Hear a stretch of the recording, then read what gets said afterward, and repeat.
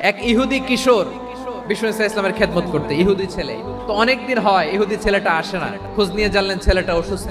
বিষ্ণু ইসলাম ওই ইহুদির বাড়িতে চলে গেলেন ওই ছেলেটাকে দেখা করার জন্য। যে দেখে ইহুদি ছেলেটা মুমূর্ষ, জান যায় যায় ভাব, বিছানায় পড়ে আছে, তার বাবা দাঁড়ানো। বিশ্বনবী তার মাথার পাশে বসলেন, মাথায় হাত বুলিয়ে দিলেন, আর ছেলেটাকে বললেন, হে ইহুদি ছেলে, আসলিম, ইসলাম ধর্ম গ্রহণ করো। তো ছোট্ট ছেলে ভাবে আমরা ইহুদি, এখন ইসলাম ধর্ম গ্রহণ করলে আব্বা যদি বকা দেয়। ইহুদি ছেলেটা তার বাবার দিকে যখন তাকালো, ওর বাবা বলে, আতিয়া আবুল কাসিম, আবুল কাসিম যা বলে তাই করো। ছেলে আবার পড়তে আরম্ভ করলো, আশহাদু আল্লাহ ইলাহা ইল্লাল্লাহ ওয়া আশহাদু আন্না মুহাম্মাদার রাসূলুল্লাহ। এবার রাসূল সাল্লাল্লাহু আলাইহি ওয়াসাল্লাম বের হয়ে আসলেন ঘর থেকে, আর বললেন, আলহামদুলিল্লাহিল্লাযী আনকাযাহু মিনান নার। প্রশংসা সে আল্লাহর, যে আল্লাহ জাহান্নামে চলে যাচ্ছিল প্রায়, এমন একটা লোককে মুহূর্তের মধ্যে কালেমায়ে শাহাদাতের বদৌলতে জান্নাতি বানায় দিলেন। আওয়াজ করে পড়েন সুবহানাল্লাহ।